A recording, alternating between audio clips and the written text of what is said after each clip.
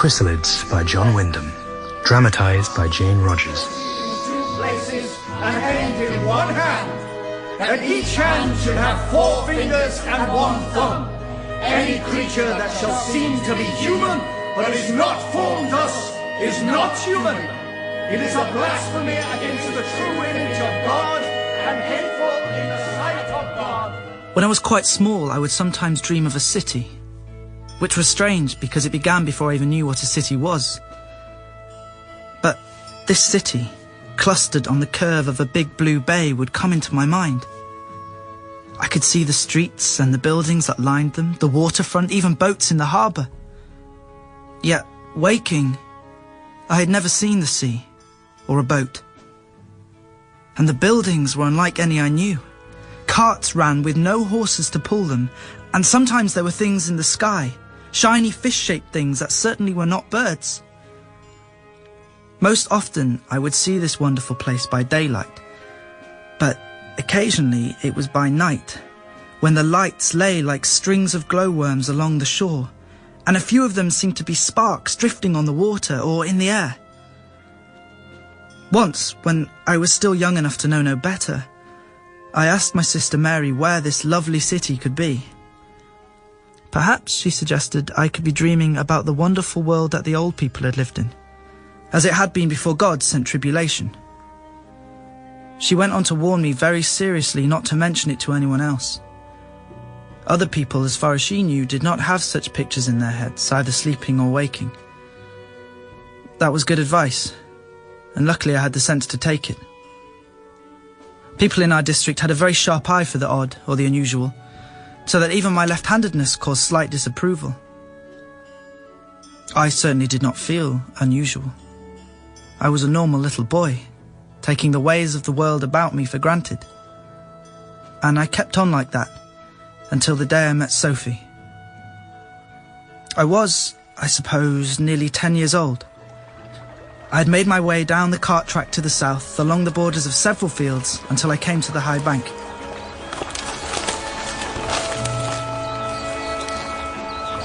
Where have you come from? Over there. The other side of the bank? No one lives on the other side. Did you make that slide? Yes.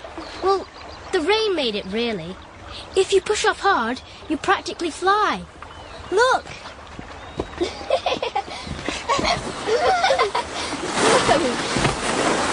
Want to go? There's only sand at the bottom. It doesn't hurt. Yes! What's your name? Sophie. What's yours? David. David Strorm. Whoa!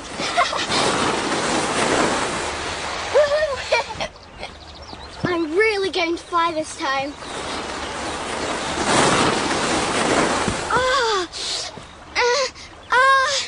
Go on. Move. I'm coming down. I can't. It hurts. What's the matter? My foot's stuck. It's just sand. Oh, your shoe's jammed between 2 stones. Can't you twist it out? It won't come. I'll help pull. No, it hurts. Wriggle your foot out of the shoe.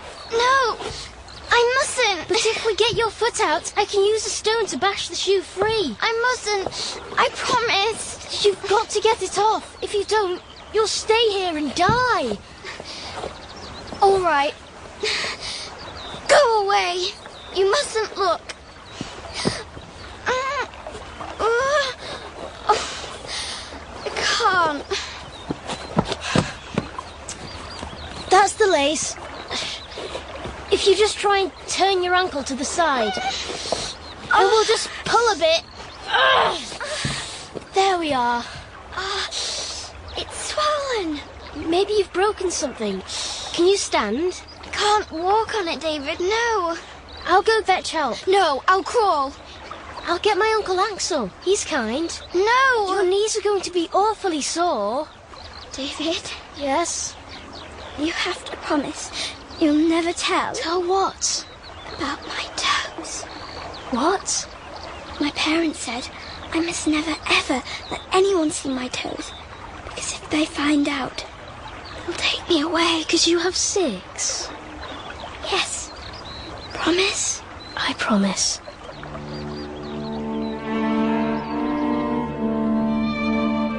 Every Sunday I chanted with all the families of Wakk Nook. Decreed that man should have one body, one head, 2 arms and 2 legs, that each arm should be jointed in 2 places.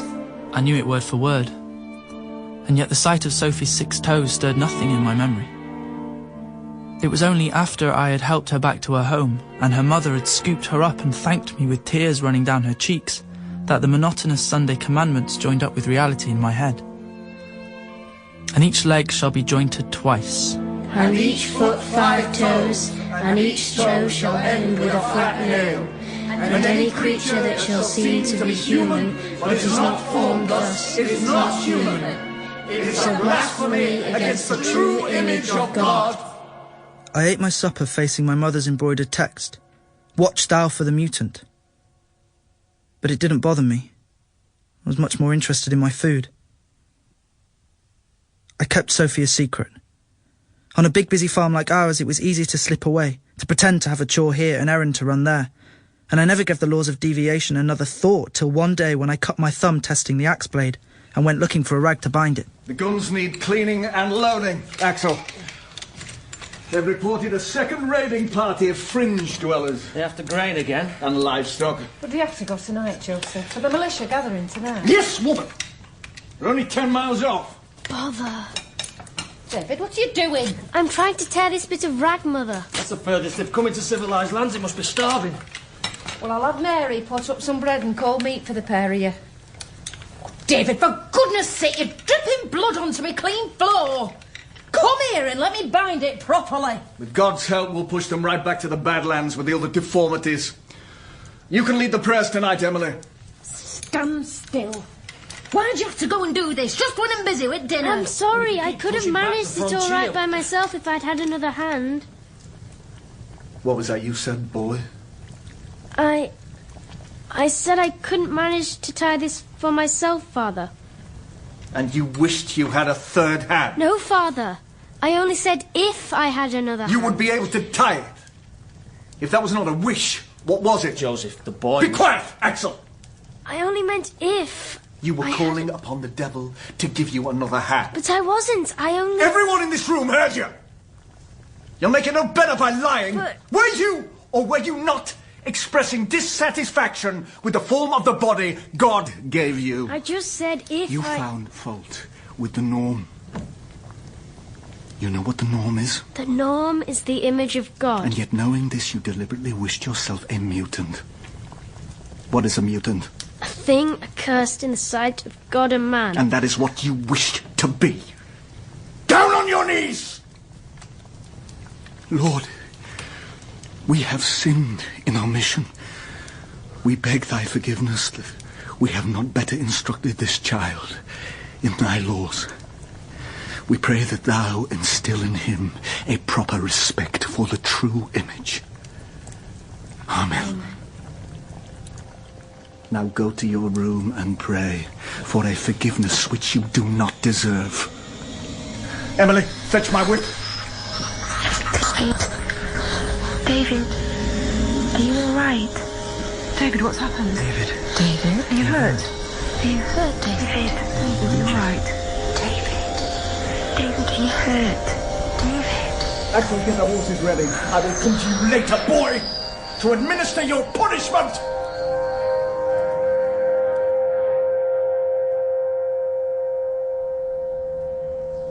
Rosalind, it wasn't the beating. That wasn't the worst thing. Oh, poor David. But afterwards, I had a dream.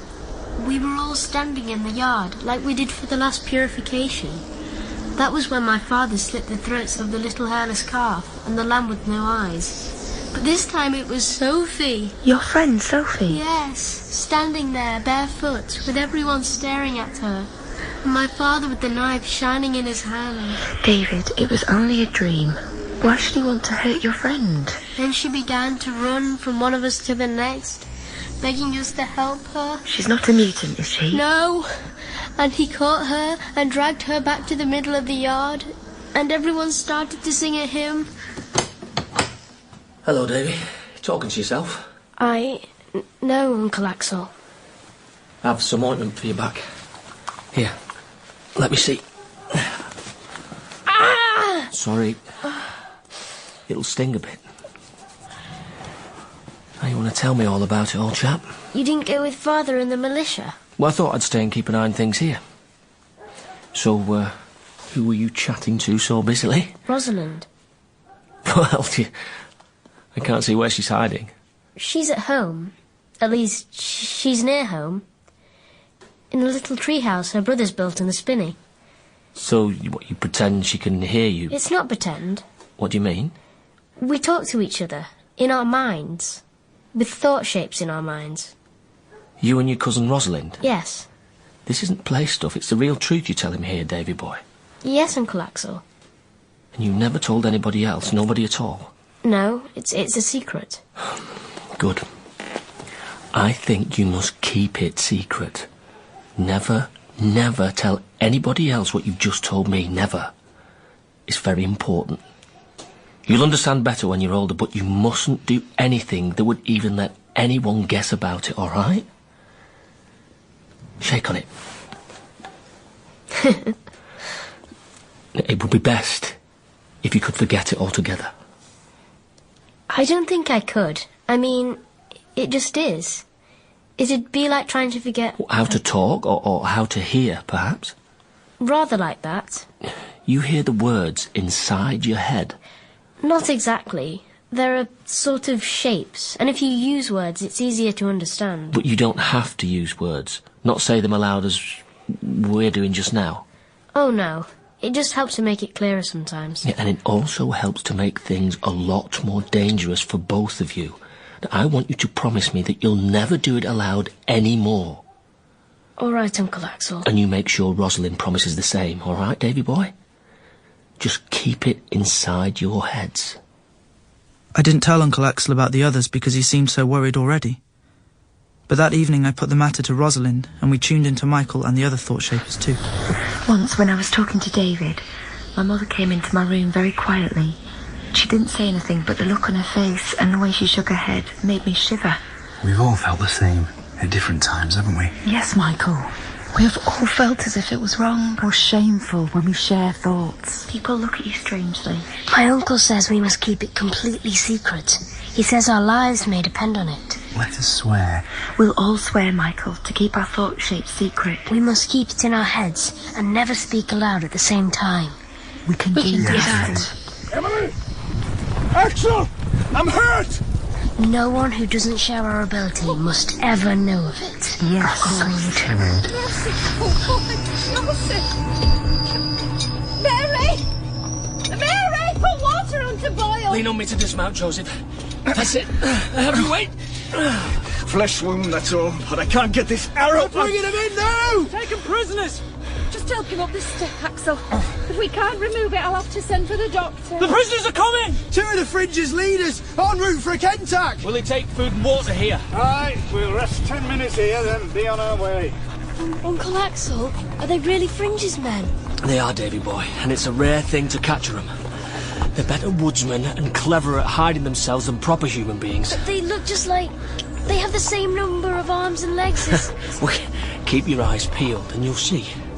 They're neither of them the true image. Axel! I need your help! Coming!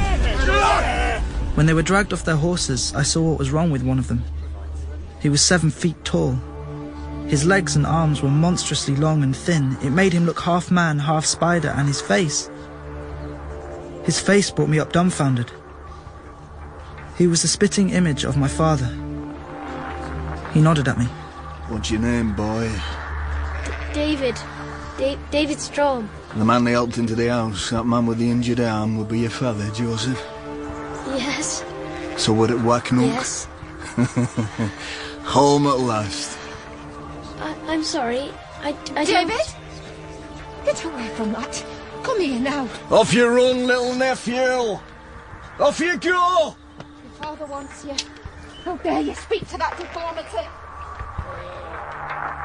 I heard that both the captured Fringes men managed to escape that same night, and the figure of the Spider-Man with my father's face haunted my dreams. During the long summer holidays, nobody at Wakk Nook seemed to trouble about me if I was out of sight. As often as I could, I sloped off to play with Sophie. We discovered a place up the stream where there were banks of shingle. There are shrimps. Pass me your net. Look, there. Into the jar with him. I can't reach. Hang on. Why don't you take off your shoes and come in too? It's dangerous. There's no one here. Well, just for a little paddle. Come on. Oh, it's lovely and cool. They're not really horrible, are they? Your toes? No. They make mine look all knobbly. Have you seen the giant horses yet? Yes. My Uncle Matthew has bought them. What are they like? 26 hands at the shoulder. Monstrous. My father says they must be destroyed. That's what I don't understand. Why must things be destroyed? Because everything that isn't the way it was in the old days, before tribulation, is an offence in the eyes of God. We have to seek purity, which is keeping everything in the image of the way it was before tribulation. So if an animal or plant deviates from the norm... Deviates? If it's too big, or the wrong colour or shape, like the lamb with one ear or the purple wheat, then it's an offence against God and has to be destroyed. How do you know? We learn it at school and church. I wish I could go to school. My parents say I can never go where other children are. Look, a little fish. I'll put him in the jar. There's loads of fish in the sea, all around the civilised world, which is called Labrador. There's water called sea. My father's told me about the sea. He's even been there. So's my Uncle Axel. He was a sailor. Oh, boy! Hello. Oh, hello. Who is he?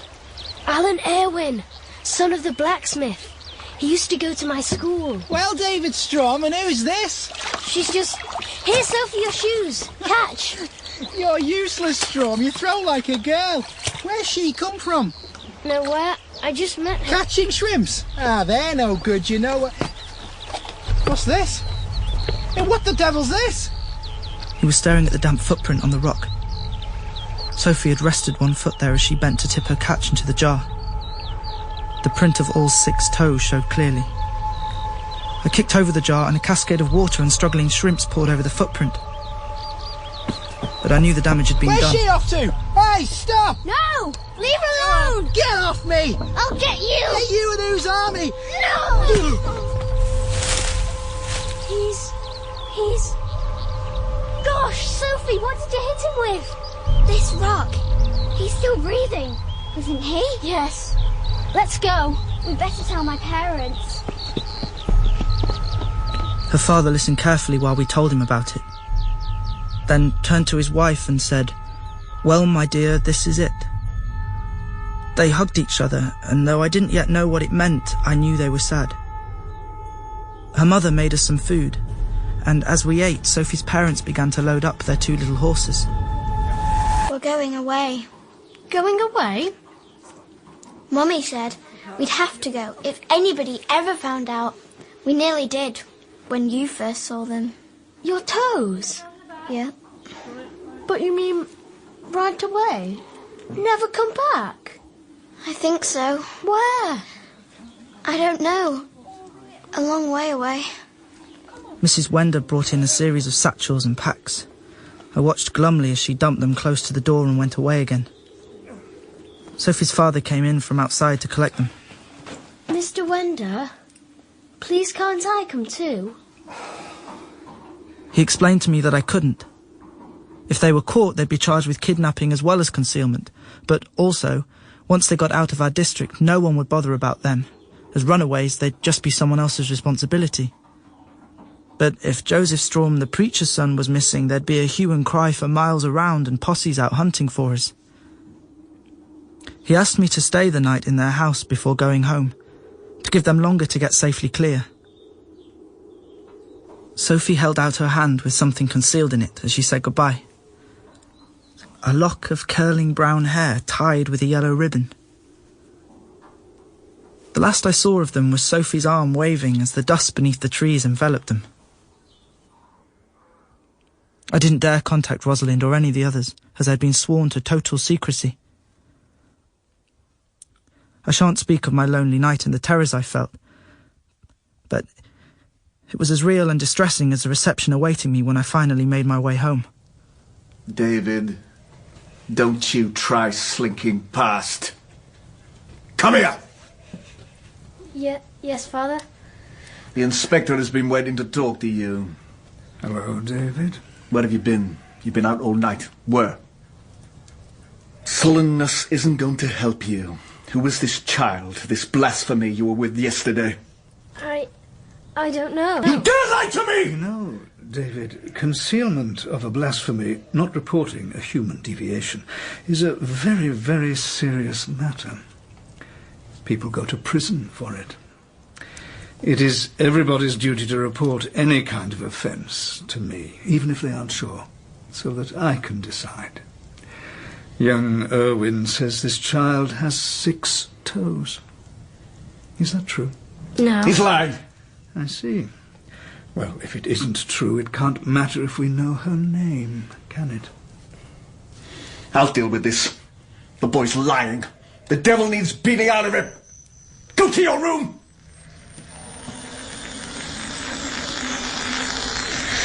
That is my whip. I said David. that is my whip. Are you all Here's right? mine! David. David, tell us what's happening. David, what's the matter? Oh, David, what's the matter? Are you all right? Just tell us what's happening. David.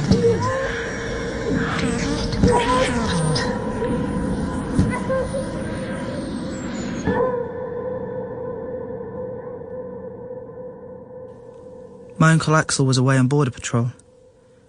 It was my sister Mary who came and dressed my back. She wept as she helped me into bed. I did my best to put on a brave show. But when she'd gone, my tears soaked into the pillow. It was not so much the bodily hurts that brought them, my bloody back and bruised legs. It was bitterness and self-contempt. In wretchedness and misery, I clutched the yellow ribbon and brown curl tight. I couldn't help it, Sophie. I'm sorry. I couldn't help it. What's happened? It's a secret. But it doesn't matter now. I made friends with a girl with 6 toes. Deviant? No, she wasn't. She was just an ordinary person like us. But deviation is evil. Not something small like that. Michael, you don't understand. But you protected him. It wasn't like that. Hello, Davy. I brought you some sweets. Thank you, Inspector. Sorry, I can't sit up. That's all right, my boy. I'll just pull up a chair by your bed.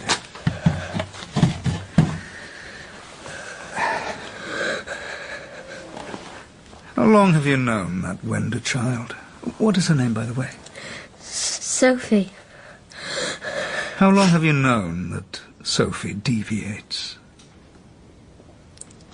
About 6 months, I think. That's what we call abetting a concealment. You must have known that was wrong, didn't you? I didn't... It didn't seem like the things they say in church. Besides, they're awfully little toes. And each foot shall have 5 toes.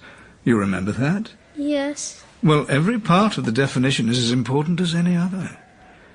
And if a child doesn't come within it, then it isn't human. And that means it doesn't have a soul.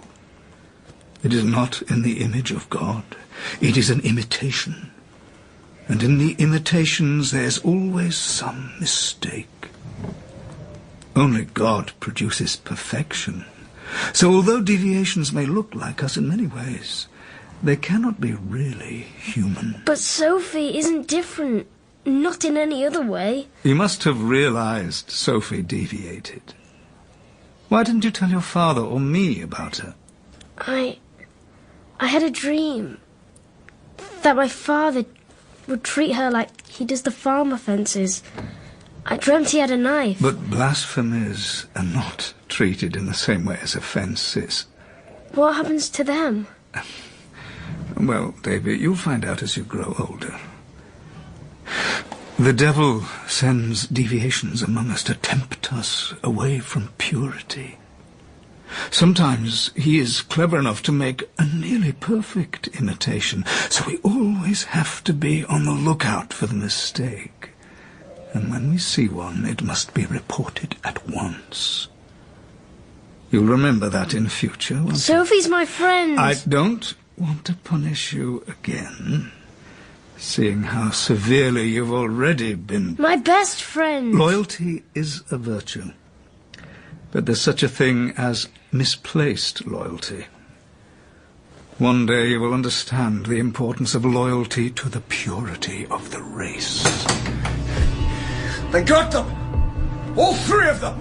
Oh. No! No!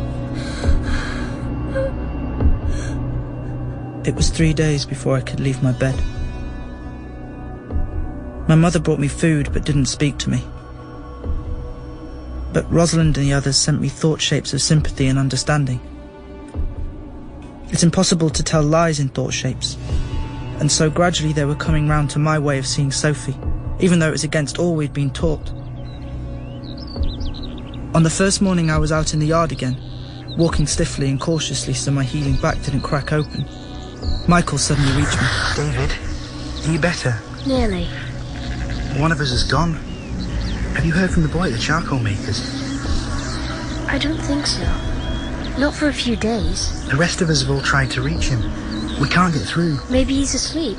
Sally's been trying since yesterday evening. We think something may have happened to him. Someone may have found out. My uncle's coming. I've got to go. Uncle Axel! Did you know they've captured my friend, Sophie? It couldn't be helped, Davy, lad. Did you see them? No. We were patrolling the eastern border. They caught them 20 miles west. A man, a woman, and a girl. I didn't want to give them away, but... It wasn't your fault they caught them. It was a routine patrol. Let's go to the stable and rub it down. Come.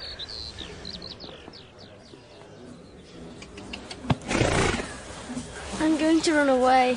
Where would you run to? Where would be best? Whatever district you're in, they want to see your normalcy certificate. Then they know where you're from, so you'd get sent back. Not in the Fringes. Man alive, you don't want to go to the Fringes. They've got nothing there. Most of them are half-starving. That's why they make the raids. There must be other places. Only if you can find a ship. In a few years' time, when you're old enough to look after yourself, it may be different.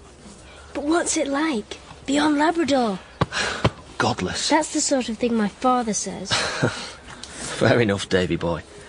You promise not to chatter about it. You mean it's a secret? Well, not quite. But when people are used to believing a thing is such and such a way, and the preachers want them to believe that, you get no thanks for upsetting their ideas. Joseph?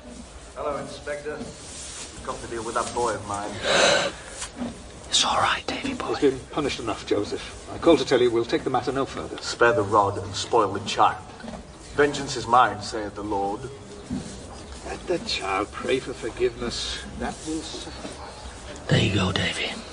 Relax. I can tell you now. The world's a much queerer place than it looks from Wakk Nook. I promise I won't tell anyone. Well, I've been south 3 times. You have to sail downriver from Rigo till you reach the sea. After a couple of 100 miles, you come to the Straits of Newf. It's all badlands. It's a jungle of deviations. Creatures you can't name slithering about. Big things flying in the distance. Those gigantic offences Matthew was... Giant birds. They don't move like birds. It's a weird, evil land. And a man who sees it suddenly understands what might happen here if it weren't for the purity laws and the I inspectors. say a horse like that is not one of God's creatures. And further south, you come to the stretches of coast where nothing grows. Nothing at all. The land looks like a huge desert of charcoal. Well, there are no fish in the sea, no weed, not even slime. And when a ship has sailed there, the barnacles and fouling on her bottom drop off and leave her hull clean. Nothing moves at all. Except the waves breaking on the black beaches. The breed was produced simply by As if it's all been burnt. Aye. And I defy you to find any... And they say it still glows at night. There was one ship whose captain was foolhardy enough to sail close inshore. Her crew made out great stone ruins, maybe the remains of one of the old people's cities. Most of the men in that ship wasted away and died before they reached home. There are plenty of us here who know how God... Is that the furthest anyone's been? Isn't there a city beyond it? A city? I saw a city in a dream, with shining buildings and flying machines. The type is approved. There is life further south, ships that have gone on and passed the limits of the Badland and come to a different kind of fringes. They found one tribe who were hairless, who believed that hair is the devil's mark. In one place, they don't think you're properly human unless you have webbed fingers and toes. In another, they don't allow any woman who is not multi-breasted to have children. Full duty to protect those horses from harm by fools and bigots. Can you talk to those deviations? Most of them. They pretty much have the same legends of the old people as we have. How they could fly, or how they used to build cities that floated on the sea. How they could speak to each other even hundreds of miles away. But what's more worrying is that they believe, whether they have 7 fingers or hair all over, that their type is the true pattern of the old people, and anything different is a deviation. So to them we might be a deviation. Exactly. Nobody really knows what is the true image. For all we can prove, the old people themselves may not have been the true image. Or maybe they were, and the legends of them talking to one another over long distances are also true, which would make you and Rosalind nearer to the image than the rest of us. It isn't just me and Rosalind. There are others. What? Who are they? How many? 8. There were 9, but one of them stopped. He stopped suddenly. Do you think anyone found out? I think we would have heard of it if they had. Perhaps he's just gone away. He would have told us. Well, and wouldn't he have told you if anyone had found out? Dinner bell. Oh, good. I'm hungry. Now, you'll stop thinking of running away, eh? For a few years, at least.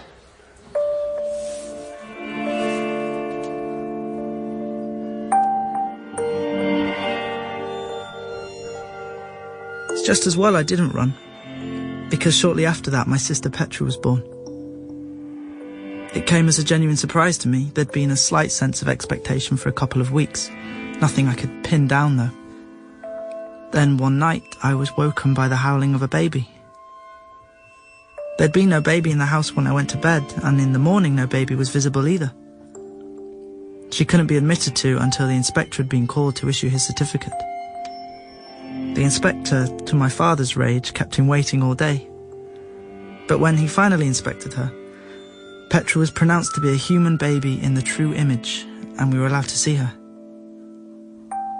Everyone on the farm stopped work, and we assembled in the kitchen for prayers of thanksgiving. 2 days after Petra was born, on a hot afternoon, I was lurking in the storeroom next to my parents' bedroom when a trap drove up. I peered through the window to see my Aunt Harriet jump down with a bundle in her arms. Harriet, you don't mean to say you brought a tiny baby all that way. I know, but I had to, Emily. I heard your baby had come earlier and I... Oh, there she is. Oh, she's lovely. Oh, my little niece. Mine's lovely too, isn't she? Hush, my darling. Of course she is. Oh, I am glad. Oh, Harriet, my favourite sister. Henry must be delighted. Yes, he is. She was born a week ago. I didn't know what to do. Then I heard your baby was a girl too, and it was like God answering a prayer. Emily, you've got the certificate for her? Of course. Harriet, are you going to tell me that you have not got a certificate? Let me see you. Properly. Pull back that shawl. It's such a little thing. You see, it's nothing much. Nothing much? You bring your monster into my house and tell me it's nothing much? Monster? Oh, shush. What does Henry say? He said we ought to notify at once, but I wouldn't let him. I couldn't, Emily, I couldn't. Dear God, not a bedtime. I love her. And when I heard your baby had come early, I thought that if I could leave my baby with you and borrow yours to get... Joseph! Send her away and tell her to take that with her. And it's your sister, my dear. Look! Just look at it. I shall send for the inspector. They'll take my baby away again. Henry will turn me out and look for another wife who can give him proper children. Emily, you're the only person in the world who can help me. How do you dare to come to a God-fearing house? You don't even show an atom of shame! Why should I? I am not ashamed. I'm only beaten. Not ashamed of producing a mockery of your maker? Not ashamed of trying to tempt your own sister into criminal conspiracy? Go down on your knees and pray. Pray that your sins may be forgiven you. I shall pray God to send charity into this hideous world. I shall ask him if it is indeed his will that a little child should suffer and her soul be damned for such a tiny blemish. And I shall pray him that the hearts of the self-righteous may be broken. Strong deliverer, be thou still my strength and shield. Be thou still my strength and shield. Now let us pray. Let us pray for the souls of those who have departed this vale of tears. Let us pray for Silas Stevens, father to Judith, who passed on peacefully in his sleep.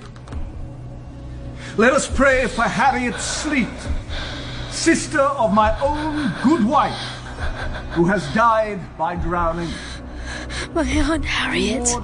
My aunt and her baby. I am not ashamed. I'm only beaten. I can see her, lying in the river, clasping her baby tight.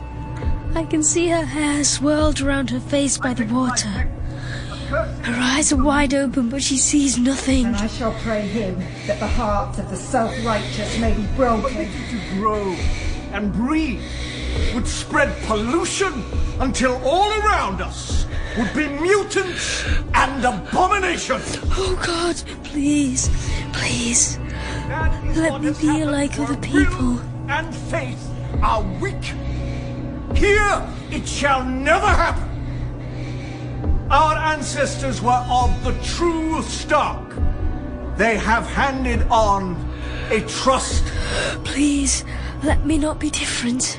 Let me not deviate. We must be vigilant together to do battle against the evil one, to stamp out blasphemy, no matter how small or weak its signs, to uncover concealment, to proclaim steadfastly in one voice, accursed is the mutant!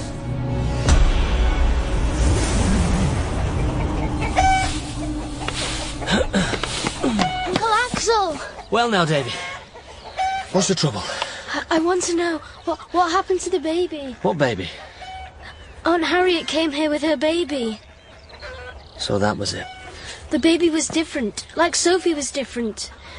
Whenever they find someone different, they get rid of them. Hush, lad. Here. Help me sweep out these pens. Look as if we're busy.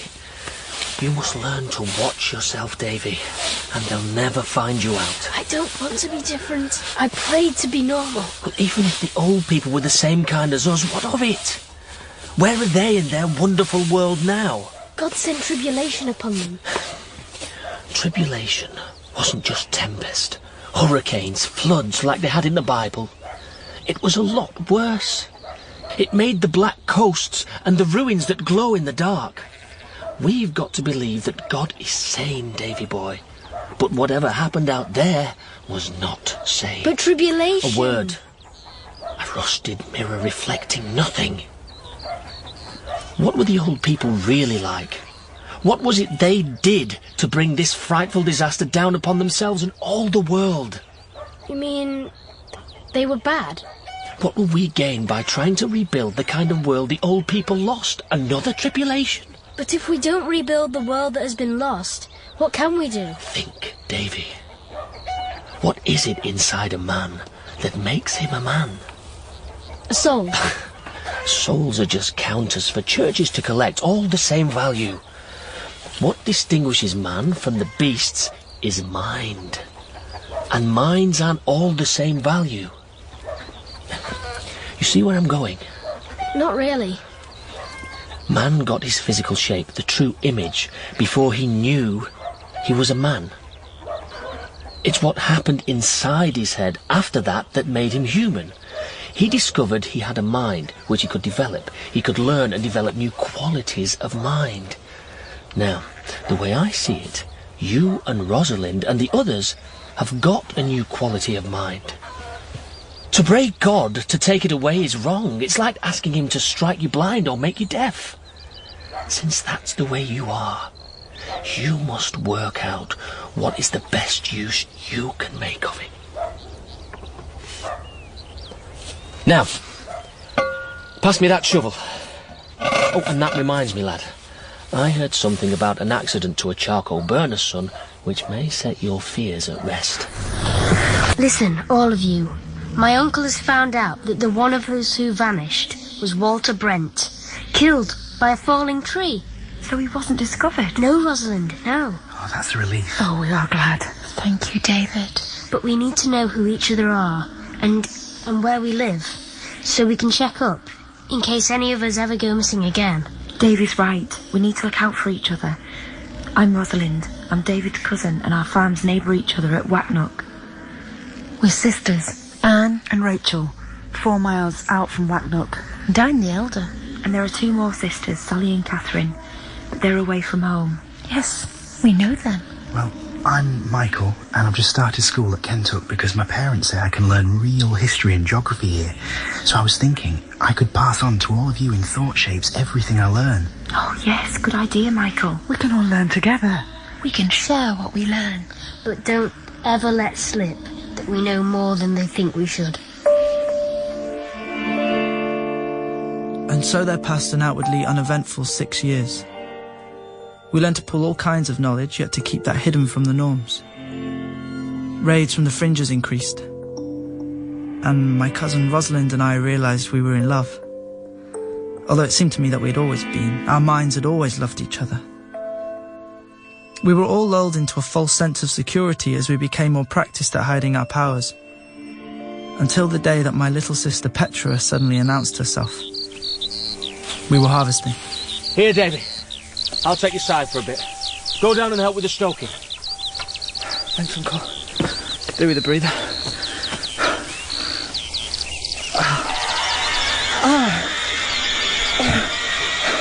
What's that? What is it? Baby? It's terrible. I have to go. David! Where are you going? David, run. What's the matter? Run, quick. Please make it stop. Rosalind, to the water, run. Whoever it is in the lake.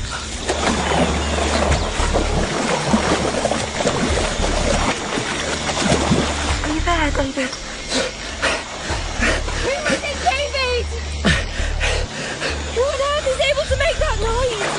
Petra! Your little sister, Petra! She was over there. Petra? You're safe. Take a deep breath. Is she all right? David! I was trying to reach. She's exhausted. It was too deep. Did you know? No, I had no idea she was one of us. None of us could command like that. David, Rosalind. Are you hurt? Who was making that One terrible? at a time. Let's check which of us is. People are coming. David! Is she all right? I think so, but she's used all of her strength. I'll carry her back. But how did you know she was in the water? I didn't hear a thing. What, with the way she was yelling? I'd have thought anybody who wasn't deaf would have heard her halfway to Kentuck. You two the only ones who heard her. No. I heard her when I got to the hedge. But no one's got such sharp hearing as Davy here. And lucky he has. Or we'd have a little drowned girl in our hands. The next day when I was alone in my room, I tried to send thought shapes to Petra. Clear, simple ones that she'd be able to understand. But there was no response. It must have been panic that brought it out. If Petra isn't aware of it now, she probably doesn't even know it happened. She's only 6, remember?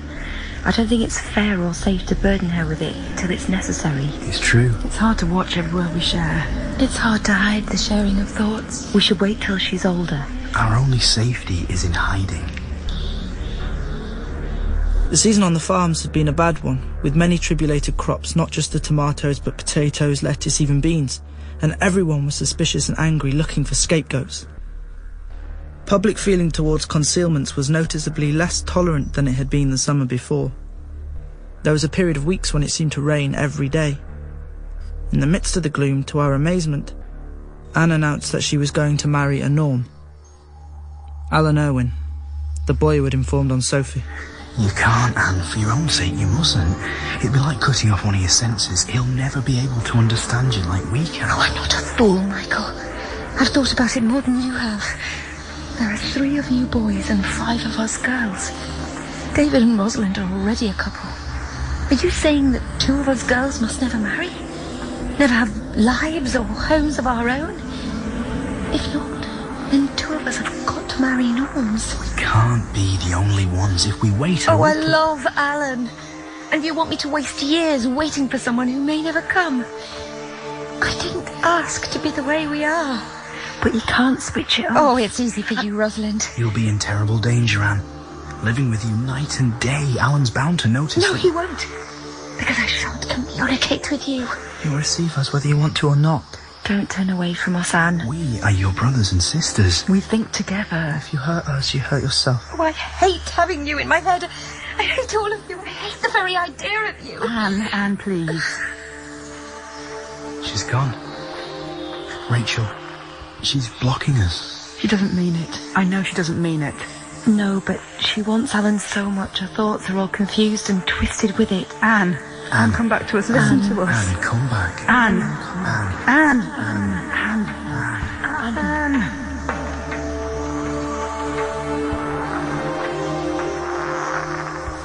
Other people seem so dim, so unknowable compared to those who can think together. We don't have to flounder among the shortcomings of words. It's difficult for us to lie to each other and almost impossible for us to misunderstand one another.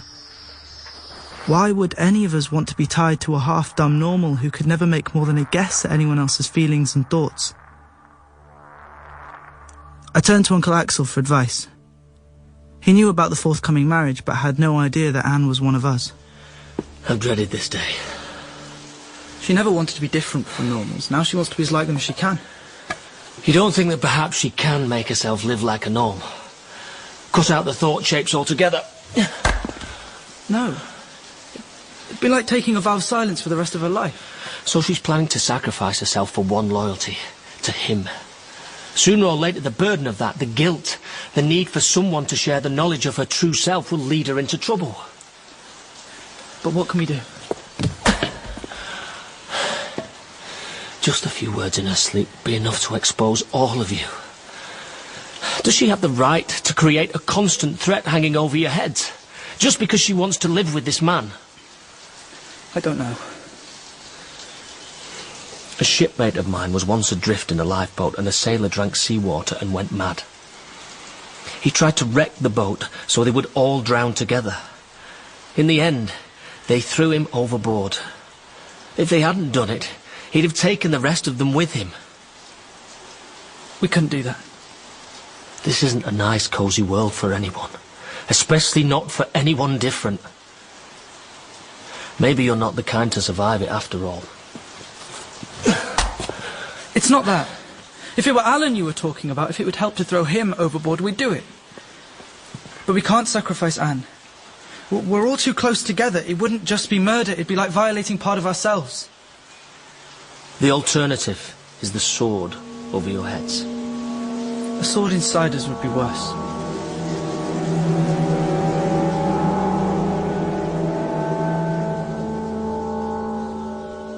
I knew that Uncle Axel had proposed the only practical solution. But it was impossible. I couldn't discuss it with the others anyway, for fear Anne might catch her thoughts. She married Alan and we heard no more from her. Is Anne all right, Rachel? Can you get through to her? I think she hears us, Rosalind, but she never replies. She only acknowledges me when I use normal speech. She's pretending to be a norm. Do you think she's happy? Michael, I don't know. She won't even let me visit her and Alan. I can understand her trying to cut off from the rest of us, but her own sister... I can't tell. She blocks me. It must be for her own protection.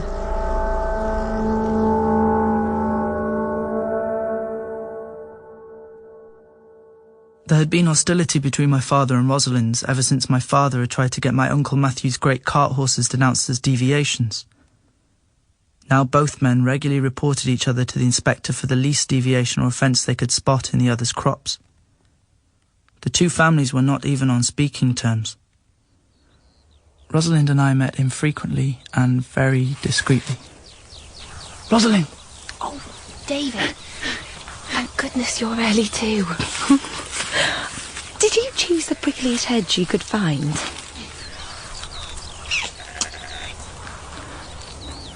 How long can you stay? Half an hour, no more. Has your mother said anything else about? Yes, she's inviting Jonas and his parents for dinner. If she tells me one more time what a fine young man he is, and how long it is since there was any deviation in his family, I shall scream. There's part of me envies Anne, you know. At least she was able to marry the person she loved. I don't see how we'll ever be able to... Don't. You know Anna's pregnant. What if we had to get married? What if you were... Shotgun wedding? I think my father would be as likely to turn his shotgun onto you and use it.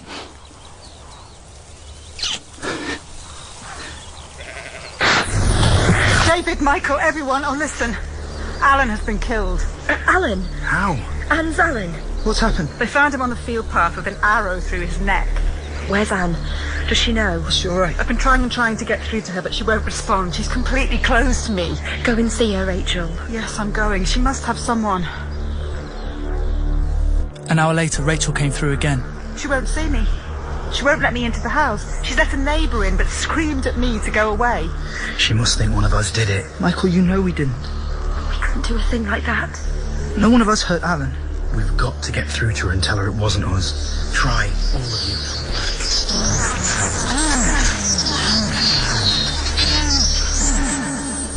No good. Rachel, send her a note saying we had nothing to do with it. Word it carefully, so it won't mean anything to anyone else. I'll try. My mother's in there now, trying to persuade her to come home. We'd best all be prepared. Make ready to run for it if necessary, but don't rouse any suspicions. If she tells us soul... Rachel, let us know at once if anything happens. We heard fragments from Rachel in the night. Anne had told her mother she knew who'd killed Alan. She became hysterical and turned everyone out, insisting on remaining alone in the house. After a sleepless night, Rachel went back at dawn.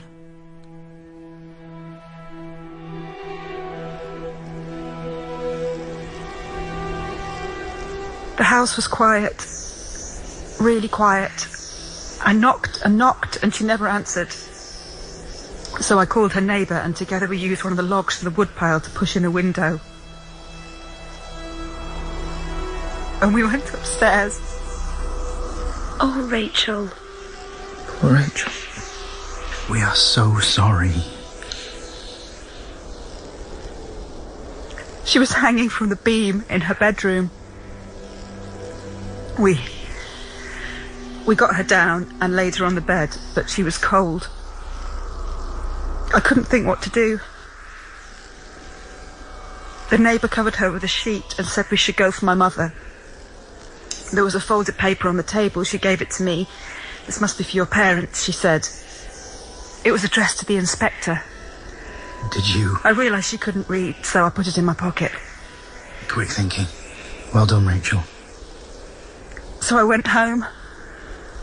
I told them it was awful. Oh, Rachel. And when they went across to Anne's house, I sat in my room and read the note. And? She denounced all of us. All? How could she? Anne, our sister, one of us. Including me and Petra. It said we had conspired to murder Alan. What did you do with the note, Rachel? I burned it.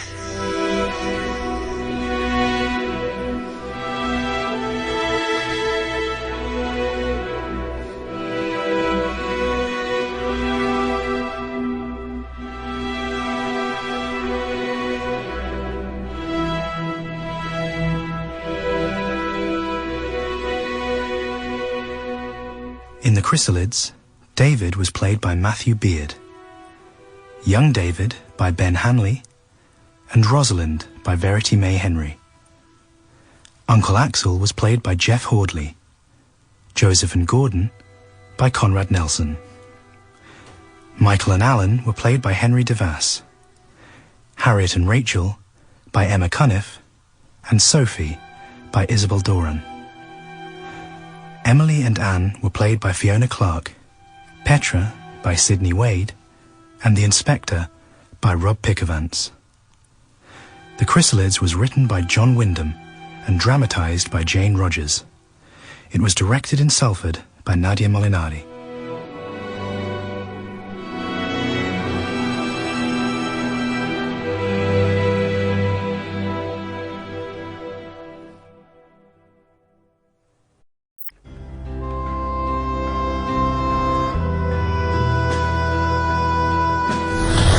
Chrysalids by John Wyndham, dramatised by Jane Rogers. One head, 2 arms and 2 legs, and each arm shall be jointed in 2 places, and have 1 foot, and each foot 5 toes, and each toe shall end with a flat nail, and any creature that shall seem to be human, but is not formed thus, is not human. It is a blasphemy against the true image of God. I take for my text, accursed is the mutant. The devil, brothers and sisters... There were 8 of us left who could share thought shapes, and we knew our lives depended on keeping our mutation secret. Anne had tried to denounce us all. Her suicide, tragic as it was, did take the pressure off the rest of us. No one saw anything suspicious in Anne's death. She was pregnant and distraught about her husband's murder. There was nothing to link us thought sharers to that. Alan had been shot with an everyday hunting arrow. His death could have been an accident. And the spring inspections provided a distraction. Only 2 fields in the whole district needed cleansing, and the normality rate among animals was high too. It put new heart into people. They became more neighbourly and cheerful. My beloved cousin Rosalind and I even began to hope. We were working together repairing our father's adjoining fences. But then my little sister ruined everything. No! Oh, David, which of us is hurt? Petra, has to be. Come on, get the horses. Oh, if only she'd let up for a moment. I can't get through to the others, can you? No, she's blotting everything out. It's like trying to see through fog. Come on, Shiva. Westwards. That's where it's coming from. Let's go. There's a little trap. Follow me. I can't. My horse is stuck. Yes. Just... you free.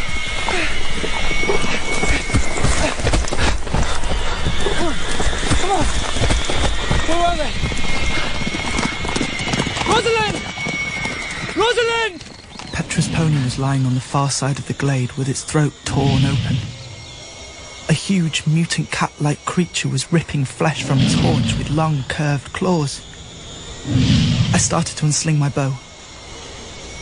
It turned its head and crouched, glaring at me, the blood glistening on the lower half of its face. Michael! Rosalind, good shot! Thank God! Where is she? Petra! There! Up in that tree!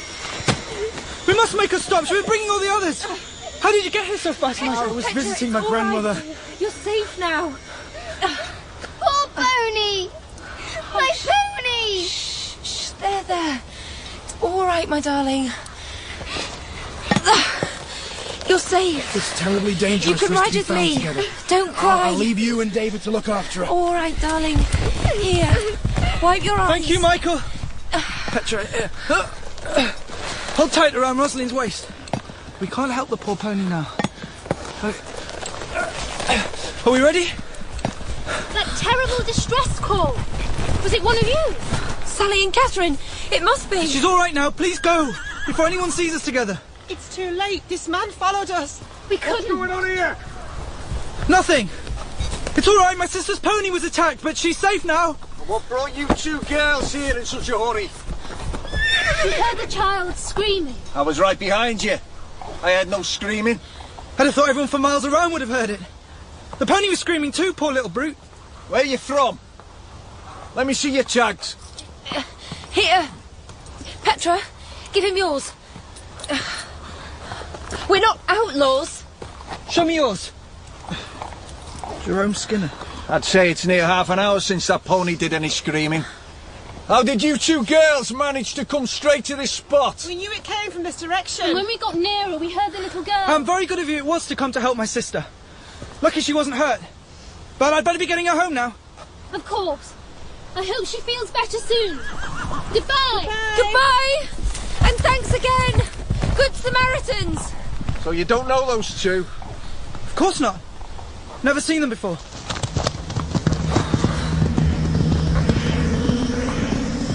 Who was that man, Skinner? He has a farm bordering on the woods there. It was just bad luck he saw us as we were galloping towards the trees. Why was he so suspicious? Does he know something about thought shapes? He can't make or receive them. I tried him hard. Some of them do have an idea of it, a sort of emotional transfer of mental impressions. They call it telepathy. This mustn't happen again. David will have to explain to Petra in words and teach us some self-control. Her signal is way too strong. If she makes a distress call again, David and Rosalind will handle it. Agreed. Agreed. And any creature that shall seem to be human, but is not formed thus, it is not human. It is a blasphemy against the true image of God. At the purification next afternoon, my father was slitting the throats of 2 tiny lambs that each had 2 joyfully wagging tails. I couldn't help but remember my childhood friend, Sophie. I knew now that they wouldn't have slit her throat, but they would have banished her to the Fringes. And that would be the best we could hope for, if they found us out. Afterwards, I slipped away with Petra to go fishing. All right, let's play a game. You shut your eyes, keep them shut tight, and pretend you're looking down a deep, deep well. There's nothing but dark to see, right? Yes. Right, good. Now, look at the dark and watch.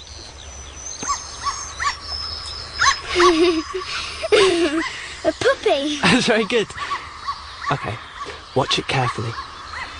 What's happened now? Chickens. Turn into chickens. And open your eyes. Where are they? They aren't anywhere. They would just think things. That's the game. Now, I'll shut my eyes too. Then it's your turn to think a picture at the bottom of the well so Yes. I can see it. Yes, I can do that. What the hell was that? I damn near put an axe through my foot. Sorry, Michael, I'm trying to teach Petra about thought shapes. I scalded my hand on the couple. Soothe her! She isn't unsoothed. It's just the way it is with her. Maybe, but it's a way it can't stay. She must cut it down. Petra, you're too rough. This time, make a little think picture. Far away, in soft colours. Do it gently, as if you were making it out of cobwebs. Right, I'm closing my eyes. Here it comes. A name horse!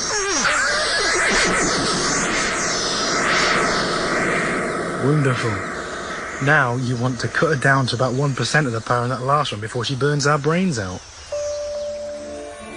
Over the days that followed, she learned to send and receive simple thought shapes and began to control her power. As yet, she could get little of our projections to one another, though. Too difficult to see, and all too quick. But I can tell if it's you or Rosalind or Michael doing it. The other ones are much more muddled. What other ones? Rachel and Sally and... No. I can tell them. I mean, the long way away ones. I don't think I know them. Who are they? Listen. Can't you hear them? Are they there now? Yes. Over there. A long, long way. Can you copy for me what you're getting from them? She tried, but it was very blurred, and I couldn't really make sense of it. We let it rest. Then I heard from my Uncle Axel that Jerome Skinner had been asking if anyone else had caught us making secret signals to each other. Do you think Axel is overestimating the danger? No. I had a long talk with him. Do you know what, Rosalind? Oh, I think I do. Are you going to say it was Axel who shot Alan? Yes. Axel worked out that Alan had found out about our thought shaping and was planning to expose us. Axel killed Alan to protect us? Yes. I think he understands the danger we are in better than we do ourselves. David, Rosalind, I came in on the end of that one. Your uncle's right. You two and Petra need to be ready to run at a moment's notice. Petra's the weak spot. Michael's right.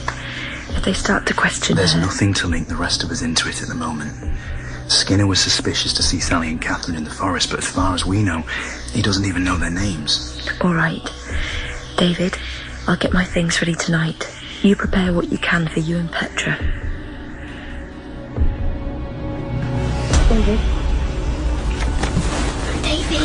David, Rosalind is calling. David, they've taken Sally and Catherine. Hurry, both of you. They were at Sally and Catherine's 10 minutes ago. Get moving. Meet you below the mill. Hurry. Petra, get dressed as fast as you can. Overalls. Don't make a sound. Booze.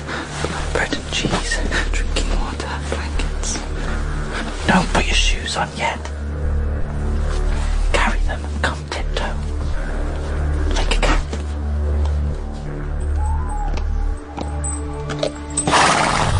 Rosalind, are you away? 10 minutes ago. I had everything ready. We've been trying desperately to wake you. How are you going? Gently, darling. Please, more gently. We'll explain it all soon. Catherine, Sally. We're being taken to the inspector. We're playing it innocent and bewildered. Good. Don't tell them anything. You think we ought to shut our minds to you? It will make it easier for us to act as normals if we really don't know what is happening. Agreed. But we shall be open for you. David, faster. I can see lights up at the farm now.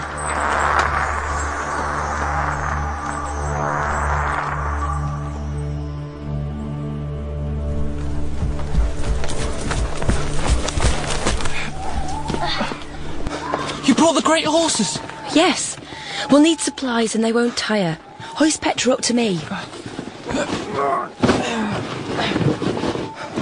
I'm the highest. I've left room for you in the other pannier, David. You can shoot left-handed from there. Is that all you've brought? All right, Sheba. Off you go. Home.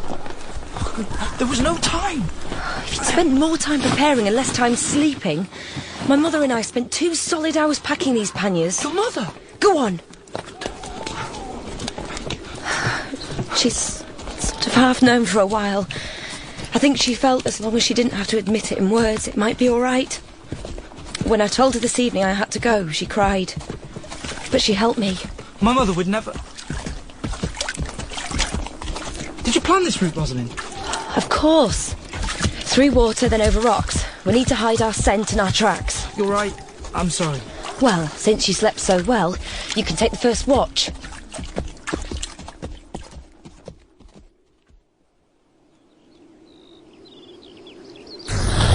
David, where are you now? We're holed up in the forest for the day. The whole place is going wild. They're going to send posses after you. Are they on to you? And Mark and Rachel? No. I'm volunteering for a posse. I'll plant a report of you being spotted heading southeast. When that peters out, we'll get Mark to start another to take him north. What is it? Who? David. Who's hurt? Shh, Petra. Who is it? They've broken Catherine. They've broken her. They're torturing her. She's all clouded now. She can't hear us at all. Oh, Catherine.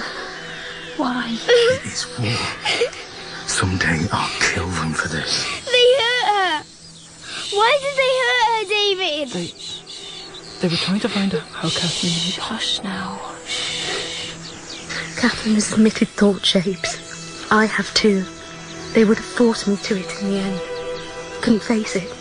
Not the hot irons. Not for nothing. When she had told them I couldn't. Forgive me. Sally, we're not blaming you, either of you.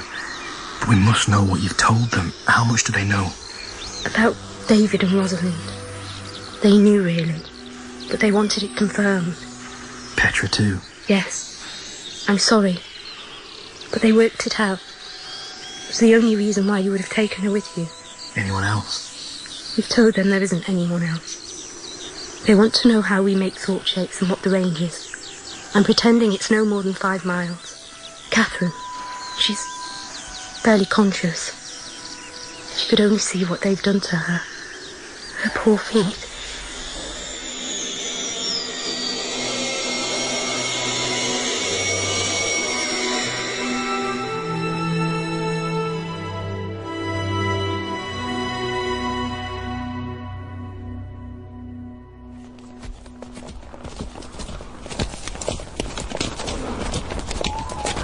I'm hungry. You can break off a bit of the bread, Petra, but we're not stopping. We've got to move while it's dark. Rosalind, David, they've made a proclamation about you. They've officially classed you as deviants, non-humans, meaning anyone can shoot you on sight. And there's a huge reward if you were taken alive. I don't understand, Michael. If we were to promise to go away and stay away... They're afraid of us because nothing shows. They want to capture you and learn more about us. Imagine if there were a lot more of us than there are, able to think together and plan. We could outwit them all the time. Michael, are they going to kill Sally and Catherine? To declare a newborn baby non-human on physical defects is one thing, but it isn't going to be easy for people who have known Sally and Catherine for years to accept the non-human verdict. If they were to be killed, people may start to distrust the authorities. But we can be killed quite safely. Rosalind, you aren't among people who know you. To strangers, you are just non-humans on the run. Well, if any hunter is licensed to shoot us, I think we better head into the fringes.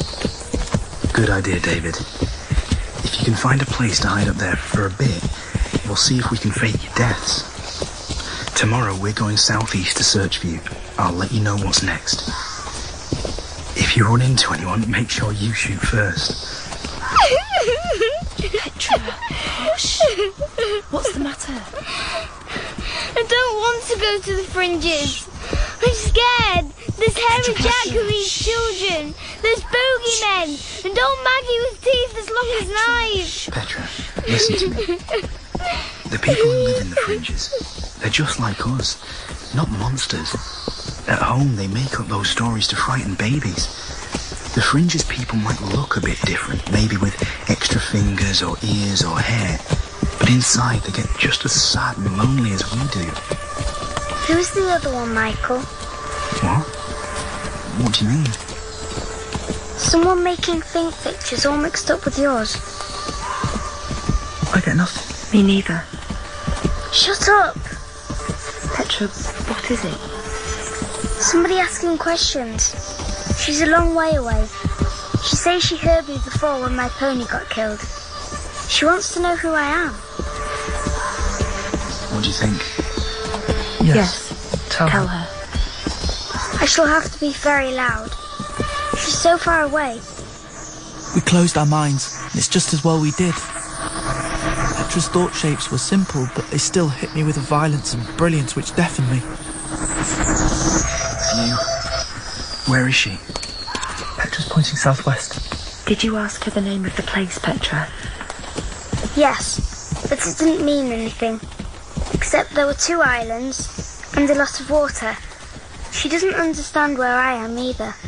Tell her to spell it in letter shapes. I can't read letters. Well, we can send at least. I'll give you the shapes one by one, and you can think them onto her. Look out, everybody.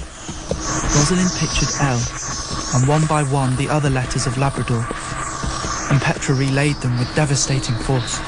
She doesn't know where Labrador is. She's trying to find out. She wants to send us her letter shapes. Well, you can pass them on to us, but gently, so we can read them. The letters spelt Sealand. It must be an S. Sealand. I asked her. It's Zealand, with lots of sea around it. From where she is, you can see the sun shining on it for miles and miles, all blue. In the middle of the night? She's crazy. It isn't night where she is. She showed me. It's a place with houses much, much bigger than Wakk Nook houses. And funny carts without horses running along the roads. And shiny silver things in the air. Fish-shaped flying things? Yes. David, how on earth did you know Let about... Petra get all she can. We'll sort it out later. At dawn, we found another glade to rest in. I asked Petra about the place her friend had described. Everything fitted with the dreams of a city I had had as a small boy. Clustered on the curve of a big blue bay, with boats in the harbour and white buildings lining leafy streets, the place must really exist. I hadn't simply been dreaming of the ways of the old people. This was a city that was real, now, somewhere in the world. After a couple of hours, Michael came through. David, they've picked up your trail, the Great Horse Tracks. Our lot is turning southwest to join the hunt. You'd better push on. Where are you now? Near Wild Country, I think. But I can't sleep when it's jolting like this. We could slow down, David. We must have covered 10 miles already. What's that? Where? Through the trees. Look. Rosalind, straight ahead. A horseman. He's seen us. He's got his bow. Shoot! Shoot to kill! Petra, crouch. Both wide. That was close. Again. Well done, Rosalind. Poor horse. Poor us. A wounded riderless horse galloping wildly ahead, spreading alarm. All we can do is keep going. There's farm buildings. I can see people. They're looking at the horse. Rosalind, let's not give them time to arm. Get up, go on! Straight through the fence. They're all running away. And well, they might, before we trample them.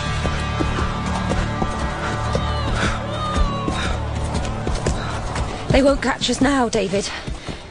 This country. Yes. It must be wild country. These plants are all deviant. There's grass. Giant sharp-edged blades as tall as a man. It is. You're right. But we can stop here for a rest. It makes good cover. Are we at the fringes? Are we... Petra, stop it!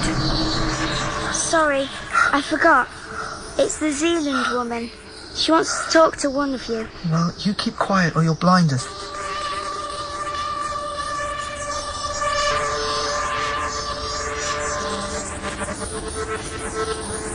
No good. You'll have to tell her we can't reach her, Petra. We'll shut our minds. Rosalind, here's the blankets. We can have some bread and cheese and apples. She says it's about me. You? I'm the important one. You have to protect me. Right. It's true. She says no one has this power of projection? Yes, unless they have special training. And help is on its way. Help? She's somewhere to the southwest and there are miles and miles of badlands that way. Even if she's on the other side of them, how can she possibly help? She's surprised to find my power among such backward people. Does she think we're fringe dwellers? No. Leave it, you two. Let's sleep for an hour or two, while we can. Come on, Petra.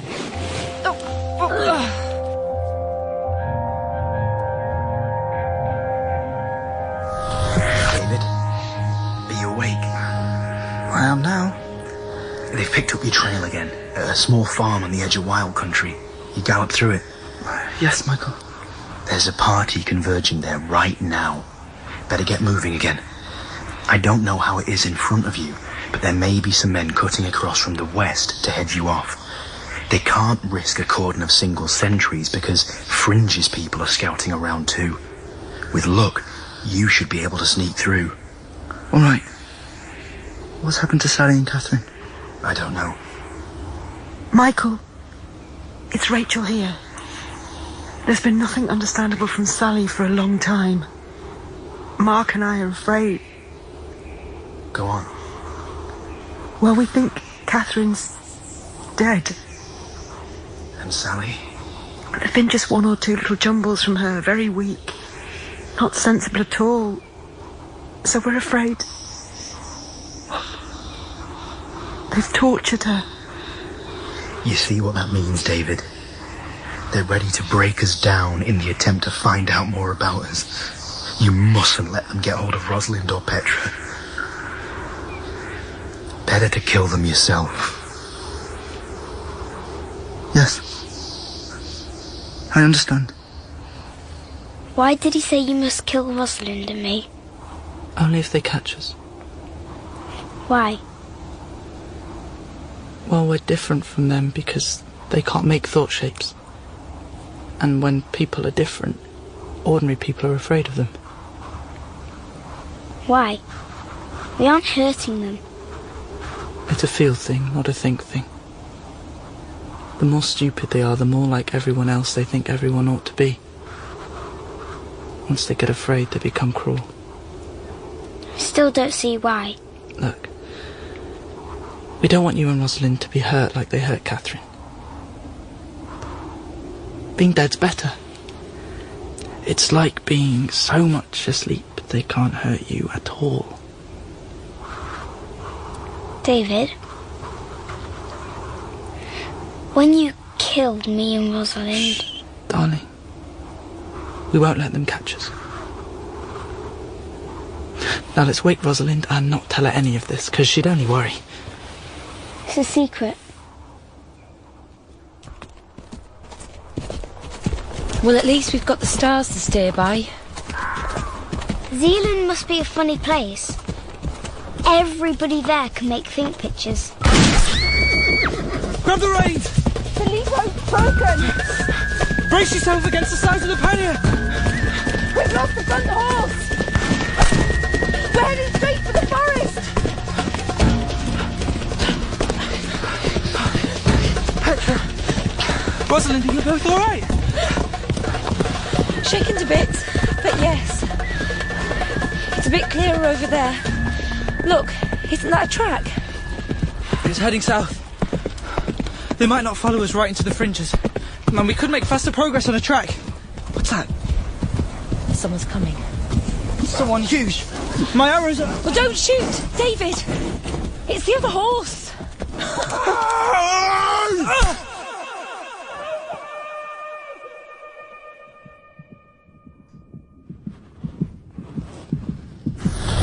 David. David. I love you. Be safe. Rosalind, I love you too. We will be safe. We will be together. I love you, Rosalind. David. We will be together. David, what's happened? I don't know, Michael. Something hit me and now I can't move. God no want to question him himself. The best head for calm. They jumped down on us from overhanging branches. 4 or 5 of them. One landed right on top of David. Fringe's people. Was it you we fired at last night? Someone was firing at us. I was hoping we were on a false trail. They think it's too risky to come into the fringes in small groups. We're assembling round about 100 men, then coming after you. You'd better get rid of those horses. A bit late for that advice. I'm in the pannier on the front horse with my thumbs tied together, and David's in a pannier on the second. You see the supplies they've got? Real bread and cheese. Where's Petra? Oh, she's all right. She's in the other pannier on this horse, fraternising with the man in charge. Are they threatening? No, they don't seem to know what to do with us. It's the great horses they're interested in. We'll let the man in charge know that we're coming after you.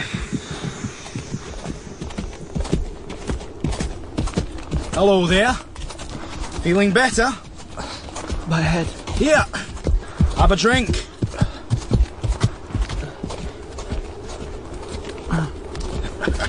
Thank you. You ever been in the Fringes before, boy? No. Is it all like this? None of it is like any other part. That's why the Fringes is the Fringes.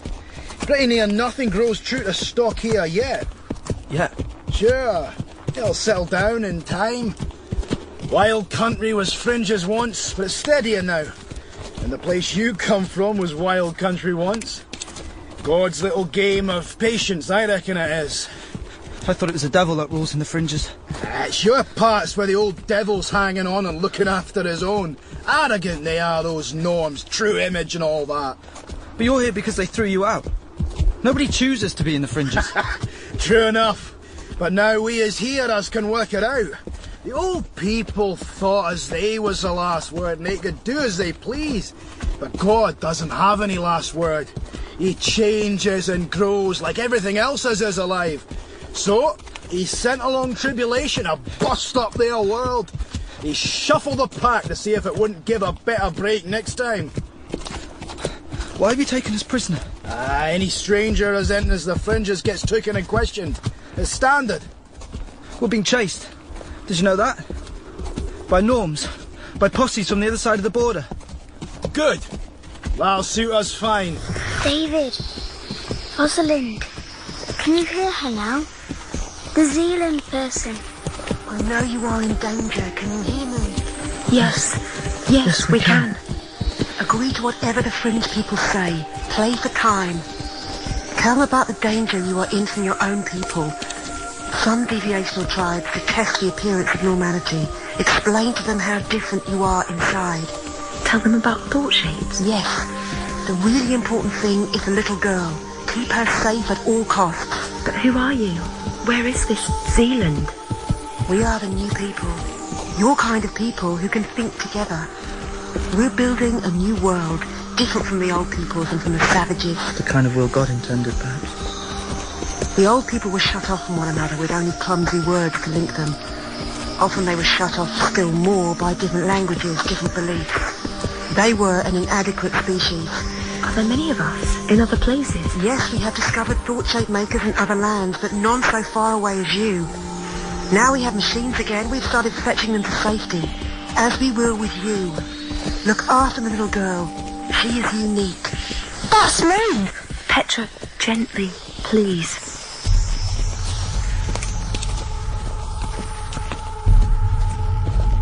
The horses clumped steadily on for hours. Then we forded a river and filed between cliffs. On the other side, a well-worn path led through woods to a clearing. Crude huts and tents littered the ground, and tattered men and women stopped to stare at us. One had immensely large feet and hands, and another a hairless head like a polished brown egg. But whatever was wrong with the rest was hidden under their rags. Our captors led us to the largest tent. Waiting there was a man with long, spidery arms and legs, and a face so like my father's that I was jolted with panic. David, it's horrible. But he looks like... Shh. Okay, they're talking. Remember me? Yes. Not much like Wakk Nook. Not much. Know who I am? I think so. Really? My father had an elder brother, Gordon. He was thought to be normal until he was about 3 years old, then his certificate was revoked. Yes, but not quite right. Gordon's mother loved him. So when they came to take him away, he was already missing. But they'd hushed that up, of course. Yes, they do that. Who are the girls? I'm Rosalind. And my sister. Know what the length of a man's arm should be? No. Nor do I. But some expert on the true image reckons these of mine are too long. So I must live like a savage. You the elder son? The only one. There was a younger one, but... So you two have lost Wakk Nook. It's a relief to be safely away. I've had more than enough of living in hiding. We all live in hiding here. Maybe, but you can be your own selves. You don't have to think twice each time you open your mouth. Mm-hmm. We heard about you. What I don't understand is why they're after you in such strength. We worry them more than the usual deviants because they have no way of identifying us. They suspect there are a lot more of us than there are. So they're coming right into the fringes after you. How many? I'm not sure. From what I've heard, you should have ways of finding out. Better not fool with us, boy. Why should we care what happens to you? Quite easy to put one of you where they'd find you. More than 100 men. So, there is one of you with them. 100 is a lot to send after just you three. There will have been rumours about trouble brewing in the fringes. Yes. So it comes in handy for them. For the first time, they take the initiative and invade us and pick you up too. Is your father with them? No. Pity. I've been hoping for a long time to meet your father on equal terms. Suddenly, he turned to consider Rosalind. She looked back at him with her straight, confident air, eyeing him coldly for long seconds, while his eyes roved up and down her slim figure. Then suddenly her eyes dropped and she flushed. He grinned to himself. How dare you! You! Get the young devil off me! Calm yourself, Waddy! Hold him tight! If you so much as lack, don't you credit, boy! Well, you've lost her now. Take a look at the women round here. Besides, this one can have children. And I've a fancy for children, even if they do take after their father a bit. Oh, you need to take it the way it is, boy. I do not give second chances. Chuck him out. And if he don't stay out, shoot him. Right, you heard the boss. Straight back the way we come and keep on going.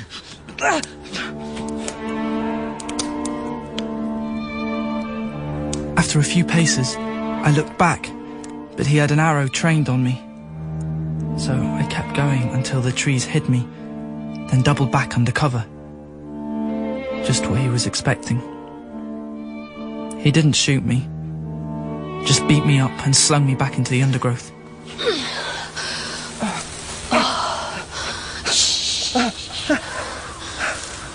Stop. Give me a minute. Let me see if I can stand.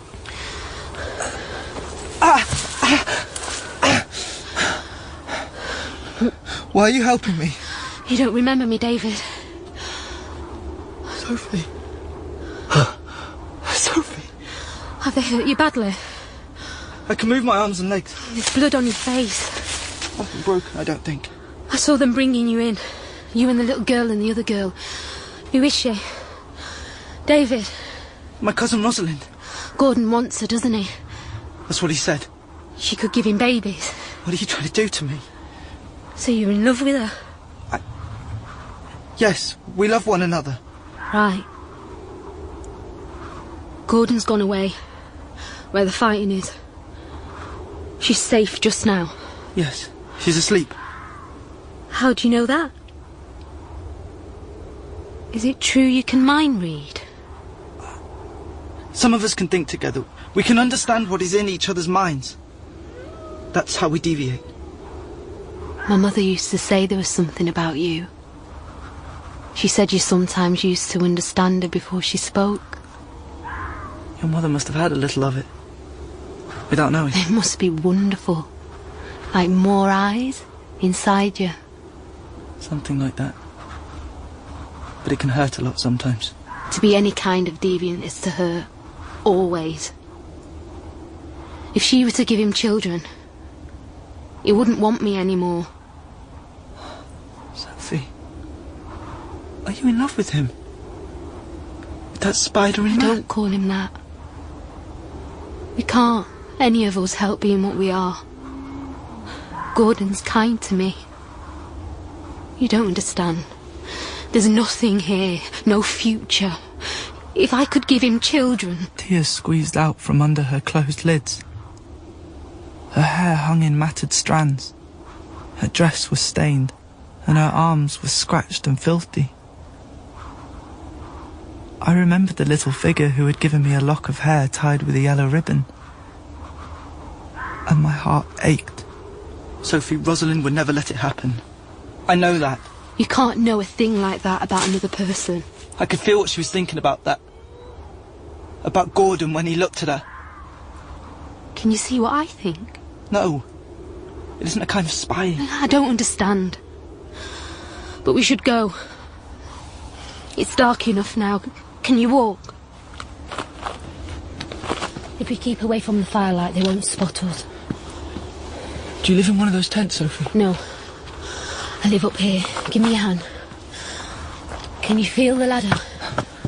We're by the cliff. Yeah. You need to follow me up the ladder. I can't see a thing. It's safe enough. Just feel for the rungs. All right. In here. Give me your arm. Sophie pulled me over a rock ledge into a cave even more pitch dark than the night outside. Then she lit a crude pair of candles. In one corner, water dripped steadily into a bucket. In the other was a mattress of small branches spread with skins and a tattered blanket. The candles flickered and sent greasy smoke up to the roof. It stank. Here. Let me wash the blood off your head. It doesn't feel too bad. No. It's a cut above your eyebrow. I don't think it's deep. Do you want to wash your hands? You hungry, David? Very. Stay here. I won't be long. Michael, where are you? We've camped for the night. Too dangerous to go on in the dark. Where are you? I'm safe. Remember Sophie? The girl with 6 toes. She's a fringe dweller. She's hiding me. They know their woods, these fringes people. It's been sniping and harassing all the way. We've lost 3 killed and 7 wounded. But you are still coming on? Yes. They want you badly, David. There's a rumour that there are dozens of us scattered around Wakk Nook, and you have to be brought back to identify them. Hang on. Sophie's coming back. Here. Help yourself. Thanks. I'm starving. It's quiet down there. The men have gone out to lie in wait for the Norms. The food's good. What is it? It's green shoots, grains, meat from her. What? I don't know. Some cat-like rabbit thing they shot last week. Petra, no! Stop! You made me spill my food. You're alive! He's all right, Rosalind. David's all right. What is it? What's wrong? It's David, Michael. We thought they'd killed him. Oh, David. Thank heavens. Oh, my love. I was so afraid. Where are you? Rosalind, I'm in the camp. Don't be upset. We will be safe together. I love you, David. I love you. Love you too. Disentangle yourselves. We need a plan. Oh, Michael, we certainly do. We're being held captive in the tent of the Spider-Man. The man with pink eyes is guarding us. Petra, ask your Sealand friend if she still thinks she can reach you. Yes. Can you hear me? We're getting closer. We should be there within 16 hours. So we need Rosalind and Petra and David to be kept safe for that long. Hang on. I'm going to talk to Sophie. You were making those thought shapes? Yes. To Rosalind and my sister. Is there any way they can be got out of that tent before Gordon comes back? Yeah. That would be best for all of us. Except him. Can I use a spear? No, you must stay here, David. But... No! If you're seen, there'll be an alarm. No one will take any notice of me going into his tent. What about the guards? Look, I'll take a knife. Sophie... Don't make your thought shapes. Tell them, no noise, whatever happens, not a sound. Tell them to be ready to follow me. and to have dark pieces of cloth ready to wrap around themselves. All right. But I wish you'd let me come with you. You'd only increase the risk. You don't know the place. She blew out one candle. Then she was gone. I passed on her instructions to Rosalind, and we impressed on Petra the need for silence. I sat in the darkness listening to the steady drip drip, then went to the cave entrance and looked out into the night. There was a low murmur of voices as people moved about the cooking fires. A night bird calling harshly. Then silence. At last I heard the crunch of grit underfoot, directly below me. David, is this right? Are you there? Yes. Come on up the ladder. I'm lighting another candle. Oh, David! Rosalind. Oh, Petra. Oh, thank heavens. David, listen. Sophie killed... Pour me a bowl of water, would you, David? We watched in horrid fascination as Sophie washed the blood off her arms and cleaned the knife. Matter-of-factly, she removed her bodice and began to rinse it in the water. So, Rosalind, you must get rid of that cross on your dress, hers too. We women in the fringes don't feel the cross has served us very well. But there's a little knife by my bed. I used to wear one. Didn't help me either. They don't like insistence on the true image in these parts. It's not just an identification. It's a challenge. Why don't we try to get as far away as we can before it's light? No. When they find the body, there'll be a search. They'll think you killed him and ran into the woods. They'll never think of looking for you here. We stay here? Until they call off the search. Then I'll see you clear. Why are you doing all this for us? Hush, Rosalind. She's with that Spider-Man. She doesn't want him to see you again. She doesn't want him to think of having children with you. I don't believe that's the whole story, David. Why am I helping you? Damn you. Leave me alone. You can't just... Go on. Laugh at me. Laugh at me because I do want him. Me. And what's the use? If he weren't in love with you, what good would I be to him? Like this? Sophie. Just shut up and leave me alone, the pair of you. I'll come back for you in the morning.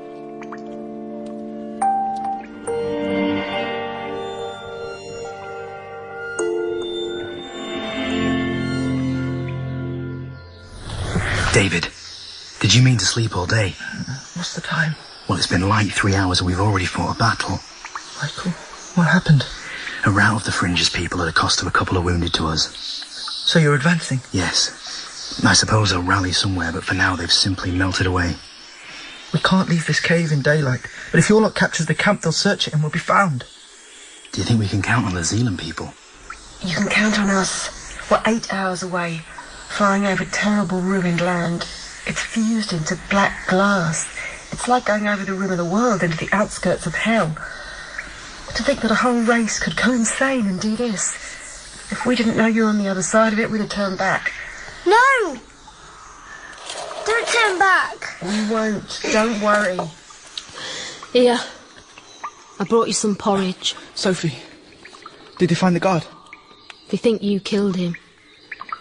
But now injured men are trickling in from the fighting, so they have other things to worry about. How close are the gnomes? Michael, where are you now?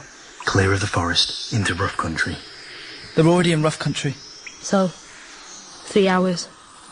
Maybe less to the riverbank. Michael, is my father with you? Yes. For a deviation, permitted to grow and breathe, would spread pollution until all around us would be mutants and abominations. What kind of man would hunt his own? Oh, David, I'm so sorry. What is it? What are you saying? David and Petra's father, Joseph Strorm. He's with the hunting party. That's inhuman. Your own father. Honour thy father. Am I supposed to forgive him? Or to try to kill him too? Look, there's a party of men come back, and Gordon with them. I'm going to see what I can find out. Sophie was gone a long time. We ate our porridge and stared out as the wounded straggled back to camp. Eventually, I contacted Michael again to check on the advance. We're on the other side of the river now, opposite the cleft. We've spotted a couple of them moving on top of the cliffs. What's the plan? We're leaving 6 men here, passing and repassing, in view to give the impression of more, and we've lit fires to suggest that we are held up. Rest of the force has split to make 2 crossings, one upstream and one down. We'll then pincer in behind the camp. Let them know. You can't, David. Not unless Sophie comes back. If you went down there, they'd shoot you on sight. They already think you killed the albino and freed me and Petra. But I can't just stay here and do nothing, Rosalind. We're crossing the river downstream from you. No opposition.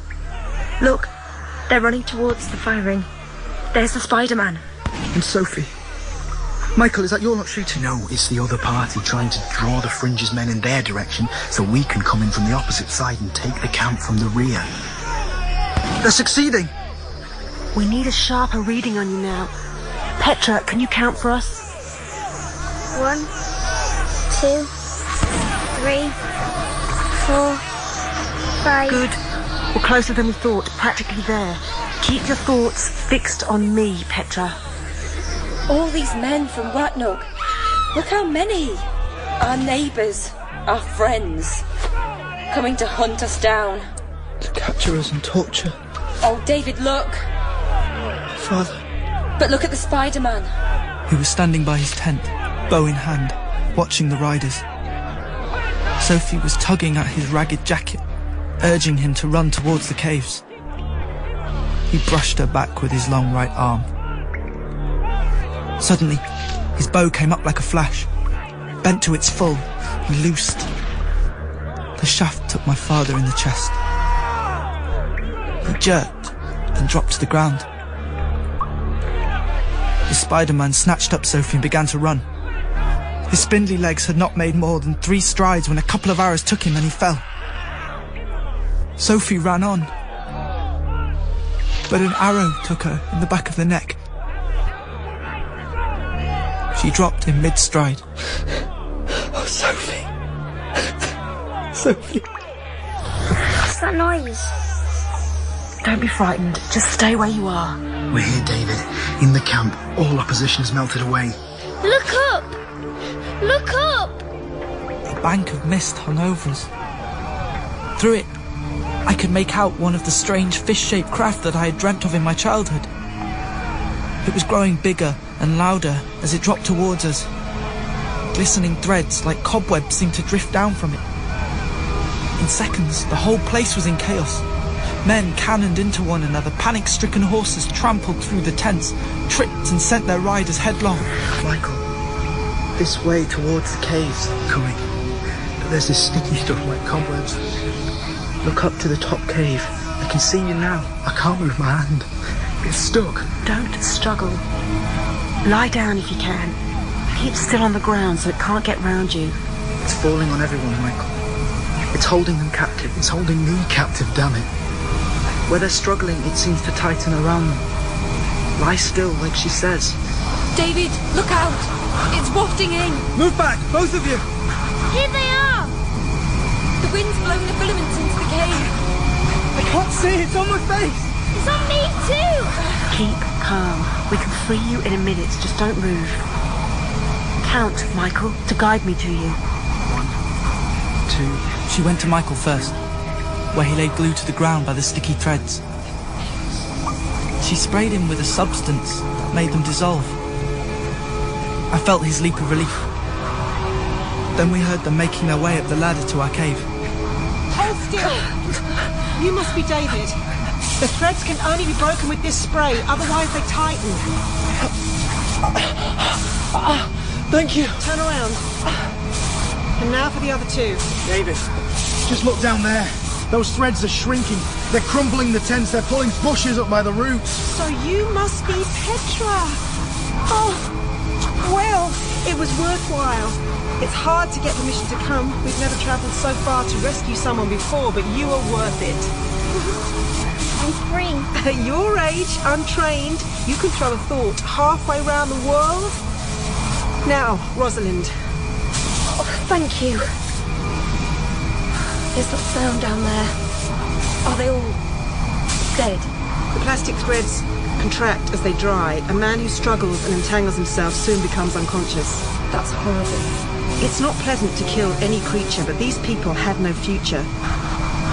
They knew you were a threat to their species. They were ready to kill you. We're able to think together and understand one another as they never could. What about the others in Wakk Nook? Mark and Rachel? I'm sorry, I know there are more of you, but we simply don't have the fuel for another takeoff and landing. We can't even reach... Petra, will you tell them? Tell Rachel we're safe and that we love her. Show her we'll come back and rescue them one day. One day, maybe. Shall we go? There's nothing here for you now. The flying machine took us over burnt black lands where nothing lived or moved from one horizon to the next. And I slumped into exhausted sleep, then woke with a jerk, not daring to believe we were safe. When at last we came to the skies above Sealand, it was just as I had seen it in my dreams. A brighter sun than Wakk Nook ever knew poured down upon the wide blue bay. Clustered along the shore lay the city with its white houses embedded among green parks and gardens.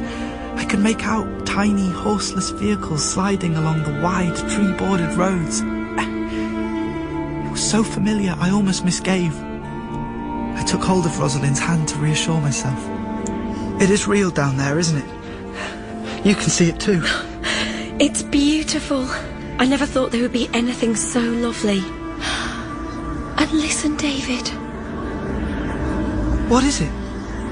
At last! Now you can hear them all too. People. Lots and lots of our kind of people.